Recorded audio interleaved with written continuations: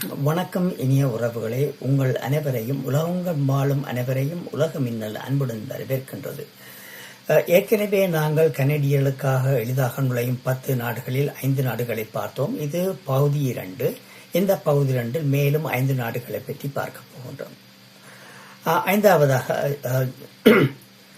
Japan. 90 நாட்கள் வரை visa இல்லாமல் செல்லலாம். எந்த கூடுதல் அனுமதியும் தேவையில்லை. 6வதாக செஷன் பகுதி ஐரோப்பா. 29 நாடுகளுக்கு 90 நாட்கள் வரை விசா இல்லாமல் பயணம் செய்யலாம். கொலம்பியா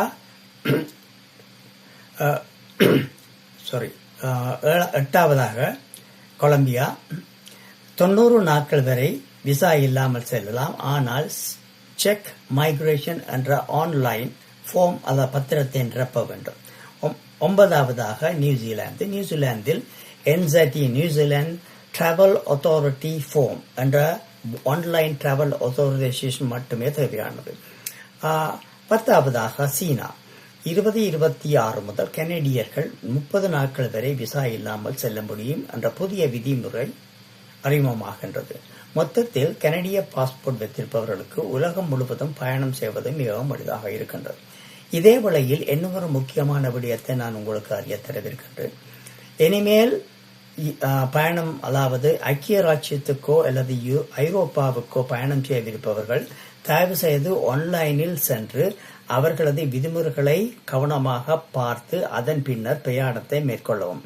நீங்கள் டிக்கெட் எல்லாவற்றையும் வாங்கிவிட்டு பின்னர் அங்கு சென்று விசா எடுக்கலாம் என்ற நோக்கத்தில் போனீர்களேயானால் உங்களுக்கு மிகவும் ஒரு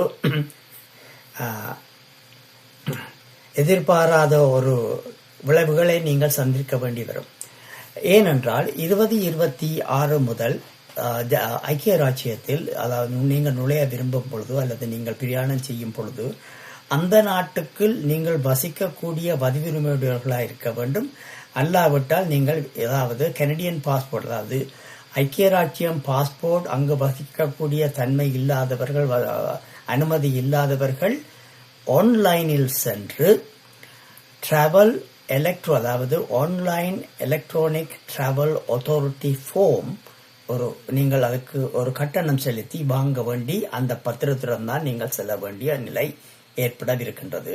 இதை ஜனவரியிலிருந்து அவர்கள் ஆரம்பித்து விட்டார்கள். எனவே இதை கவனமாக நீங்கள் அவதானித்து அதற்கேற்ற மாதிரி நீங்கள் பிரயாணத்தை செய்யும். அதே போன்று இந்த வருஷ கடைசியில் ஐரோப்பாவுக்கு நுழையவிருப்பவர்களுக்கும் புதிய விதிமுறைகள் வரவிருக்கின்றது என்பதை நான் அறிய தரவிருக்கின்றேன். அதையும் நீங்கள் உன்னிப்பாக கவனிக்க வேண்டும்.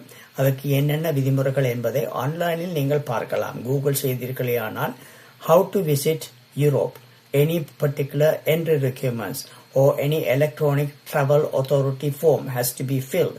அதாவது நீங்கள் அந்த நாட்டுக்கு செல்லும் முன்னர் ஏதாவது பத்திரங்கள் நிரப்ப வேண்டுமா, அதற்கு கட்டணங்கள் செலுத்த வேண்டுமா என்பதை அவதானித்து பின்னர் நீங்கள் உங்கள் பிரயாணத்தை மேற்கொள்ளுமாறு வேண்டிக் கொள்ள விரும்புகின்றேன். இது நான் தருவதன் நோக்கம் என்னவென்றால், இதனால் நீங்கள் காசு சேமிக்கலாம் மற்றும் இது ஒரு அதாவது புதிய தகவல்களை நீங்கள் அறிந்து கொள்வதற்கு நான் தருகின்றேன். இதே போன்று நான் ஜனவரி மாதத்திலிருந்து பல விடயங்களை பற்றி, பொதுமக்களுக்கு தேவையான பல விடயங்களை பற்றி போட்டிருக்கின்றேன். உலக மின்னல் அல்லது ஆங்கிலத்தில் குளோபல் லைட்னிங் என்ற எனது இணையதளத்துக்கு நீங்கள் சென்றீர்களே ஆனால் நீங்கள் பலவிதமான வீடியோக்களை யூடியூப்பில் பார்க்கலாம். பார்த்து உங்களுக்கு விருப்பமானவர்கள், சொந்தக்காரர்கள், உறவினர்கள் மற்றும் நண்பருடன் பகிர்ந்து கொண்டீர்களே ஆனால் அவர்களும் அதை பார்த்து பயன்படுவார்கள் என்று கூறிக்கொண்டு உங்களுடன் இருந்து விடப்பெறுகின்றேன். நன்றி, வணக்கம்.